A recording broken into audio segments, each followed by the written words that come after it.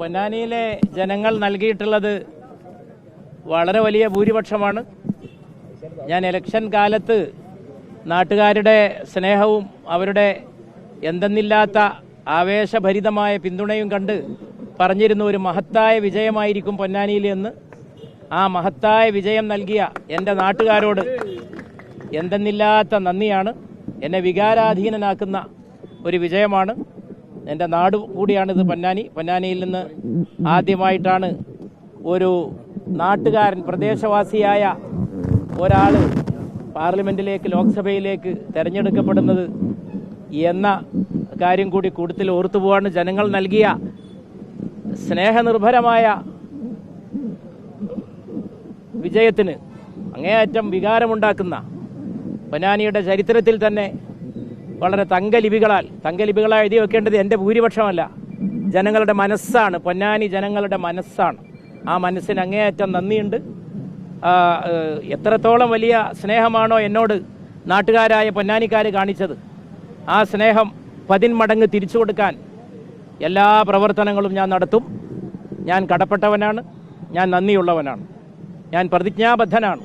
എൻ്റെ പ്രവർത്തനങ്ങൾ, എൻ്റെ ഈ ഉത്തരവാദിത്ത നിർവഹണം പൊന്നാനി ലോക്സഭാ മണ്ഡലത്തിലെ ജനങ്ങൾക്ക് വേണ്ടി സഭയ്ക്ക് അകത്തും പുറത്തും മണ്ഡലത്തിലും എങ്ങനെയൊക്കെ പ്രവർത്തിക്കാൻ കഴിയുമോ അങ്ങനെയൊക്കെ പ്രവർത്തിക്കാൻ UDFൻ്റെ നേതാക്കൾ, പ്രവർത്തകർ, സാധാരണക്കാരായ ജനങ്ങൾ എല്ലാവരോടും നന്ദിയുണ്ട്. ചിട്ടയൊപ്പിച്ചുള്ള പ്രവർത്തനമാണ് പൊന്നാനിയിൽ നടന്നത്.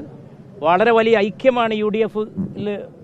എന്തെന്നില്ലാത്ത ഐക്യം എന്ന് പറഞ്ഞാൽ പോരാ, ഒരു കുടുംബം പോലെയാണ് ഇവിടെ വർക്ക് ചെയ്തത്. ഇവിടുത്തെ ലോക്സഭാ മണ്ഡലം കമ്മിറ്റി മാത്രമല്ല, നേതാക്കന്മാർ, നമ്മുടെ പാർട്ടികളുടെ ഒക്കെ നേതാക്കന്മാർ, വിശിഷ്യ കോൺഗ്രസിൻ്റെ സമുന്നതരായ നേതാക്കന്മാർ, അവരോടൊക്കെയുള്ള കടപ്പാട്, മുസ്ലിം ലീഗ് പ്രവർത്തകരോടുള്ള ആ കടപ്പാട് പോലെ തന്നെ കോൺഗ്രസ് പ്രവർത്തകർ, അതുപോലെ തന്നെ മറ്റു ഘടകകക്ഷികളും, ഞാനെല്ലാം എടുത്ത് പറയല്ല, നന്ദിയോടുകൂടി അനുസ്മരിച്ചു പോവുകയാണ്. ആ ഒരു പ്രവർത്തനം UDF നേതാക്കൾ, പ്രവർത്തകർ, അവരുടെ കഠിനാധ്വാനത്തിൻ്റെ വിജയമാണ് ഈ ഉണ്ടായിരിക്കുന്നത്. വളരെ വലിയ വിശ്വാസമാണ് പൊന്നാനിയിലെ ജനങ്ങൾ അർപ്പിച്ചിട്ടുള്ളത്.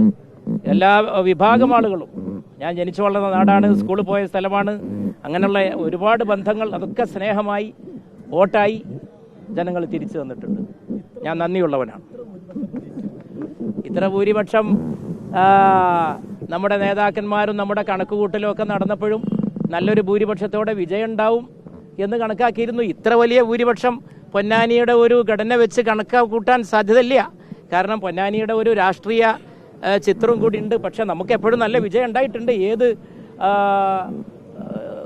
കൊടുങ്കാറ്റ് വന്നപ്പോഴും അതിനൊക്കെ ചായക്കോപ്പയിൽ കൊടുങ്കാറ്റാക്കി മാറ്റിയ രാഷ്ട്രീയ പ്രബുദ്ധതയുടെ ചരിത്രമാണ്, അങ്ങനെയുള്ള രാഷ്ട്രീയ ചരിത്രമാണ് പൊന്നാനിക്കുള്ളത്. മാത്രമല്ല, ഈ തെരഞ്ഞെടുപ്പിൽ ഞാൻ അപ്പോഴേ പറഞ്ഞിരുന്നു, ഞാൻ ആകെ ജനങ്ങളുടെ മുമ്പിൽ വെച്ചത് നമ്മുടെ പൊതുവായിട്ടുള്ള വിഷയങ്ങളാണ്, നമ്മുടെ ദേശീയമായിട്ടുള്ള കാര്യങ്ങളാണ്.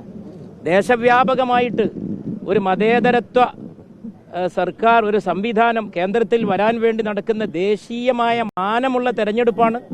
അതിനെ ദേശീയമായ മാനത്തോടെ തന്നെയാണ് നാട്ടുകാർ കണ്ടത്. പക്ഷേ അതിനോട് നിരക്കാത്ത, ആ ദേശീയ സ്വഭാവത്തെ ഒട്ടും പരിഗണിക്കാത്ത രീതിയിലുള്ള വിഷയങ്ങൾ ഉന്നയിച്ചു കൊണ്ടുവന്നതിനുള്ള ശക്തമായ മറുപടി കൂടിയാണ് ജനങ്ങൾ നൽകിയിട്ടുള്ളത്.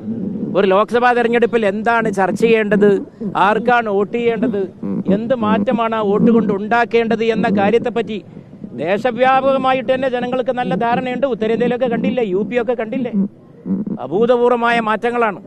അപ്പോൾ അങ്ങനെ വലിയ തോതിലുള്ള ഒരു വോട്ട് കേരളത്തിൽ ഉടനീളം UDF, അതാണ് എത്ര വലിയ വിജയം കേരളത്തിൽ ഉടനീളം നേടിയിട്ടുള്ളത്. അവർക്ക്, ജനങ്ങൾക്ക് രാഷ്ട്രീയ ചുവരെഴുത്ത് വായിക്കാനുള്ള പ്രബുദ്ധതയുണ്ട്, വിവേകമുണ്ട്. അവരത് വായിച്ചിരിക്കുന്നു. വായിക്കുക മാത്രമല്ല, അവർക്ക് കൃത്യമായ തീരുമാനമുണ്ട്. പൊന്നാനിയിലെ ജനങ്ങളും ആ തീരുമാനം വളരെ പ്രബുദ്ധമായിട്ട് നിറവേറ്റിയിരിക്കുന്നു. അതിനോടൊന്നും നിരക്കാത്ത, ലോക്സഭാ തെരഞ്ഞെടുപ്പിൻ്റെ ചിത്രത്തോട് ബന്ധപ്പെടാത്ത കാര്യങ്ങളൊക്കെ ഉന്നയിച്ചു കൊണ്ടുവന്നത് ബാലിശമായിട്ടുള്ള കാര്യങ്ങൾക്കുള്ള ജനകീയമായ മറുപടി കൂടി ഈ തെരഞ്ഞെടുപ്പിൻ്റെ വിജയത്തിൽ അടങ്ങിയിട്ടുണ്ട്. ജനങ്ങളോട് നന്ദിയുണ്ട്.